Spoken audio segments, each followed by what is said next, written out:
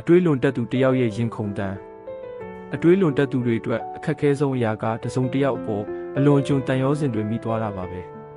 အဲ့ဒီအခါသူတို့ရဲ့တနေ့တာပျော်ရွှင်မှုဟာထိုသူရဲ့တုံ့ပြန်မှုလေးတစ်ခုအပေါ်မှာပဲအလုံးစုံမူတည်သွားတတ်ပါတယ်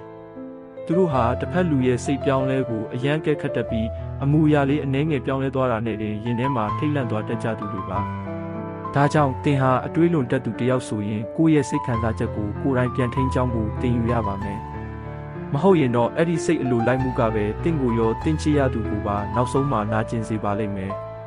အကယ်၍သင်ဟာအတွေးလွန်တက်သူတယောက်ကိုချစ်မိနေတယ်ဆိုရင်ဒါလေးတွေကိုနားလည်ပေးစေချင်ပါတယ်သူတို့ရဲ့အတွက်ကတ်တက်တဲ့အမူအရာတွေဟာတာမန်ကြီးကြတာမျိုးမဟုတ်ပါဘူးအထက်ကစိုးရင်ကြောက်ရွံ့စိတ်ကြောင့်ဖြစ်လာတာပါသူတို့ရဲ့အမြဲတမ်းအလုရှုံနေတဲ့စိတ်စင်ကြောင့်ဘယ်သူမှသူတို့လောက်မပင်ပန်းနိုင်ပါဘူးသူတို့ဟာဖြစ်ပေါ်လာနိုင်တဲ့ထောင်ပေါင်းများစွာသောစိုးရိမ်စိတ်တွေမပါဘဲဘဝကိုအေးအေးချမ်းချမ်းဖြတ်တန်းကျင်ကြပေမဲ့တကယ်တမ်းမှာတော့မတက်နိုင်ကြရှာပါဘူးဒါပေမဲ့အတွေးလွန်တက်သူတွေမှာလှပတဲ့အချက်လေးတစ်ခုတော့ရှိပါတယ်အဲ့ဒါကတော့နာကျင်ရမှာကိုအကြောက်ဆုံးသူတွေဟာတကယ်တော့အချစ်တက်ဆုံးသူတွေပဲဖြစ်နေတတ်တာပါပဲဒါကြောင့်သူတို့ကိုတန်ဖိုးထားပေးပါ